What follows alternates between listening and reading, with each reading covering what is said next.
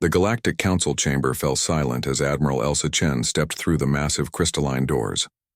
Her military dress uniform, adorned with medals from conflicts most species couldn't pronounce, seemed almost primitive compared to the flowing energy silk robes and biomechanical interfaces worn by the other delegates. Yet every eye, sensor, and consciousness node in the chamber focused on her with a mixture of curiosity and barely concealed disdain.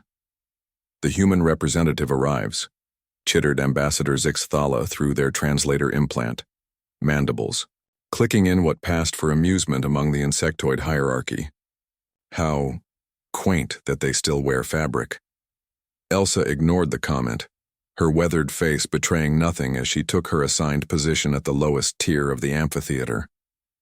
Humanity had only been granted provisional membership in the Galactic Council 3 cycles ago, after their ships had stumbled into Confederation space during what they called their Great Expansion. Most species viewed them as barely evolved primates who had somehow managed to achieve faster-than-light travel through what could only be described as reckless stupidity and sheer luck. High Magistrate Helen Vorsath, a towering crystalline being whose thoughts moved at light speed through quantum matrices, began the session with ceremonial precision. Their voice resonated through subspace directly into the minds of all present. "We convene today to address the Devaki incursion," Helen announced, their crystalline form pulsing with authority. "The hive mind has breached our outer defenses and consumed 17 systems in the past rotation. Their bioships number in the millions, and conventional weapons have proven inadequate." Murmurs rippled through the assembly. The Devaki were an ancient terror, a collective consciousness that consumed entire worlds, converting all biological matter into extensions of their ravenous will. They had been dormant for millennia, sleeping in the void between galaxies until something had awakened them. "Our finest plasma cannons barely scratch their hulls," reported General Clix of the Armored Republics, his cybernetic enhancements gleaming. "Their regenerative capabilities exceed all projections. The mathematical certainty suggests a 97.3% probability of total galactic consumption within 50 rotations." "Then we must evacuate," suggested Speaker Miliani of the Ethereal Collective, her form wavering between dimensions. "Preserve what populations we can in the Outer Rim territories." "Cowardice," growled War Chief Brutak of the Savage clans, slamming a massive fist on his podium. "Better to die with honor than flee like prey scum." As the arguing intensified, Elsa cleared her throat.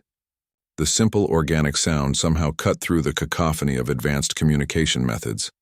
"If I may," she said in basic standard, her voice carrying clearly despite its unaugmented nature.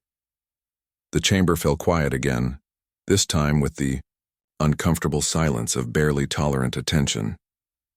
"Humanity would like to contribute to the defense effort," Elsa continued. Zix Thala's mandibles clicked in what their species considered laughter. "With respect, human, your kinetic projectile weapons and chemical propulsion systems are several technological epochs behind current military doctrine. What could your primitive species possibly offer?" Elsa smiled, a distinctly human expression that somehow made several delegates shift uncomfortably. "We'd like to field test something we've been working on," she said. "Call it an electromagnetic accelerator." High Magistrate Helen leaned forward, their quantum matrices calculating possibilities. "Electromagnetic acceleration is a rudimentary concept.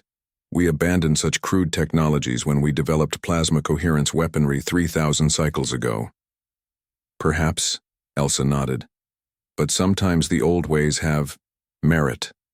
We request permission to engage a single Devaki bioship with our prototype weapon." The chamber erupted in what could charitably be called laughter. Various species expressed their amusement through chittering harmonic resonance, telepathic static, and other methods. The idea that humanity's backward technology could accomplish what the galaxy's finest weapons could not was absurd. "Very well," Helen decided, their tone suggesting they were humoring a child.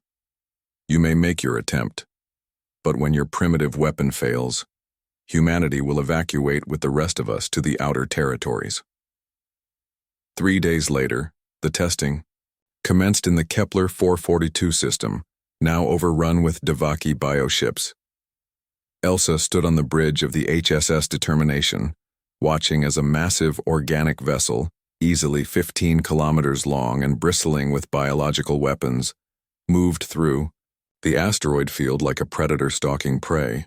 "Target acquired," reported Lieutenant Commander Torres from the weapons station. "Railgun charged to full capacity." The weapon itself was deceptively simple compared to the exotic technologies employed by other species. A series of electromagnetic coils lined a 2-kilometer barrel, designed to accelerate a tungsten projectile to previously unimaginable velocities. What made it special wasn't the concept. As Heelan had noted, electromagnetic acceleration was well understood. What made it special was the scale and the power source. "Energy readings are impossible," whispered the Confederation observer, a floating sphere of living metal named Unit 447. "The humans are channeling the output of their entire fusion reactor through those coils." "Fire," Elsa ordered quietly. The railgun discharged with no visible beam, no energy signature, nothing but a slight vibration through the ship's hull.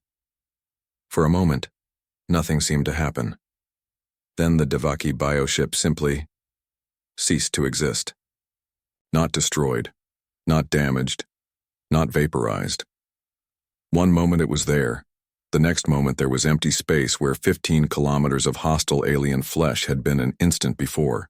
The tungsten projectile, moving at nearly 30% of light speed, had imparted so much kinetic energy that the bioship's matter had been converted to plasma in the span of microseconds. The shockwave that followed rattled ships 3 star systems away. High Magistrate Helen's quantum matrices nearly overloaded trying to process what they had witnessed. The mathematical implications were staggering. The humans had achieved destructive capability that exceeded theoretical maximum yields for weapons of that technological classification by several orders of magnitude. "How?" Helen's voice carried across all communication channels, reaching every ship in the fleet. "How is this possible?" Elsa's smile was visible across the subspace link. "You focused on making your weapons more sophisticated. We focused on making ours more powerful. Sometimes the difference matters." Across the galaxy, as news of the test spread, military strategists and xenobiologists began furiously recalculating their assessments of human capabilities. The species they had dismissed as primitive had just demonstrated that raw kinetic force, applied with sufficient magnitude, could overcome even the most advanced biological defenses. The Devaki hive mind, vast and ancient, felt something it had not experienced in eons: fear. One of its primary nodes had been obliterated not through exotic technology or dimensional manipulation, but through the simple application of mass and velocity. The implications rippled through its collective consciousness like a shockwave. The galaxy would never look at humanity the same way again. And somewhere in the depths of space, other sleeping horrors began to take notice of the species that had turned simplicity into the ultimate weapon. In the end, it wouldn't be exotic plasma or quantum manipulation that saved the galaxy. It would be tungsten, electromagnets, and the uniquely human belief that if something isn't working, you probably just aren't hitting it hard enough.